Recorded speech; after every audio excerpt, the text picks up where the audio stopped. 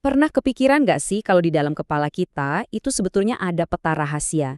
Peta yang nggak kelihatan tapi justru jadi panduan kita untuk mengambil setiap keputusan. Nah, hari ini kita akan coba bongkar peta-peta rahasia ini dan lihat gimana cara kerjanya. Oke, kita langsung ke pertanyaan intinya.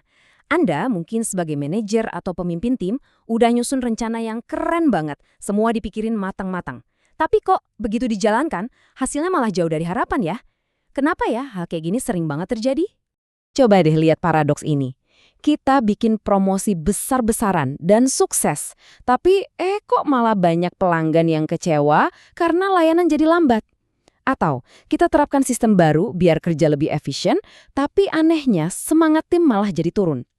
Ini bukan karena rencananya yang salah loh, ada sesuatu yang lebih fundamental yang luput dari perhatian kita. Nah, kita masuk ke bagian pertama. Kita akan lihat kenapa keputusan yang kelihatannya bagus justru bisa berbalik dan jadi bumerang buat kita. Kuncinya bukan di rencananya, tapi cara kita melihat masalahnya dari awal. Jadi disinilah letak persoalannya. Seringkali kegagalan itu bukan karena eksekusinya yang buruk, tapi karena peta di kepala kita yang nggak lengkap. Kita mungkin cuma melihat satu bagian dari gambar besar dan akhirnya malah tersesat. Sekarang kita bakal kupas tuntas soal peta tersembunyi ini yang punya istilah keren, model mental. Yuk kita pelajari cara membaca dan bahkan cara menggambar ulang peta ini biar lebih akurat. Menurut seorang perintis di bidang ini, Jay Forrester, model mental itu pada dasarnya adalah cara kita menyederhanakan dunia yang super kompleks ini di dalam pikiran. Jadi ini semacam kerangka kerja internal yang kita pakai buat berpikir, membuat asumsi, dan akhirnya mengambil keputusan. Nah, yang menarik dari kutipan ini adalah model mental itu sifatnya sangat personal. Isinya adalah keyakinan, nilai, bahkan asumsi-asumsi yang seringkali kita sendiri nggak sadari. Inilah yang bikin mereka jadi sangat kuat pengaruhnya, tapi kadang bisa jadi penghalang juga nih. Oke, konsep ini mungkin kedengarannya agak abstrak ya. Biar gampang, kita pakai analogi yang semua orang pasti ngerti. Ngisi air di bak mandi. Simple banget kan? Tapi ini bakal jelasin semuanya. Yuk kita bedah prosesnya. Pertama, ada aksi. Kita nyalain keran. Kedua, keadaannya berubah. Ketinggian airnya naik. Ketiga, kita dapat umpan balik. Kita lihat airnya, terus kita putuskan mau gedein atau kecilin keran. Sampai sini kelihatannya lurus-lurus aja. Tapi, ini dia bagian penting yang sering kita lupain. Ada lubang pembuangan. Air itu nggak cuma masuk, tapi juga keluar di saat yang bersamaan. Nah, inilah yang mengubahnya jadi sebuah sistem dinamis. Dari pelajaran soal bak mandi tadi, kita jadi bisa melihat ada dua cara berpikir yang beda banget. Cara berpikir lurus dan cara berpikir melingkar. Mari kita bandingkan. Di sebelah kiri, kita punya model statis atau berpikir lurus. Simple banget. Saya nyalain keran, airnya nambah. Titik. Cara berpikir ini sama sekali nggak peduli sama lubang pembuangan atau jeda waktu. Nah, di sebelah kanan ada model dinamis atau berpikir melingkar.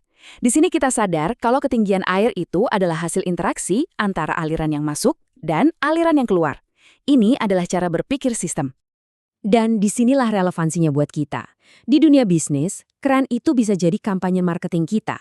Sementara saluran pembuangannya, itu adalah jumlah pelanggan yang berhenti berlangganan atau customer churn. Manajer yang hebat sadar kalau mau bisnisnya tumbuh, nggak cukup cuma fokus cari pelanggan baru. Mereka juga harus mati-matian menutup saluran pembuangannya.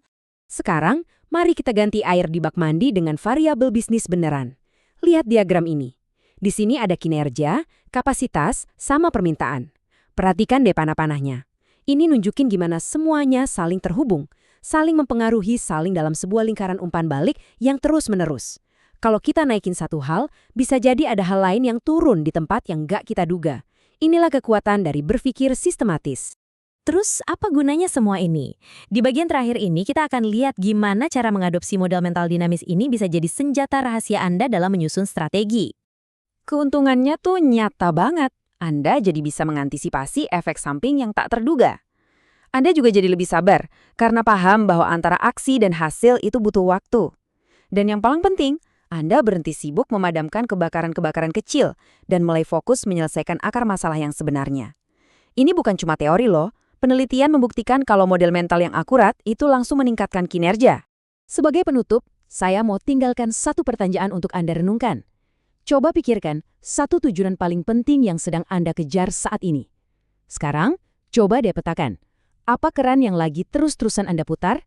Dan apa saluran pembuangan yang mungkin selama ini Anda abaikan? Menemukan lingkaran umpan balik inilah langkah pertama menuju keputusan yang jauh lebih cerdas dan strategis.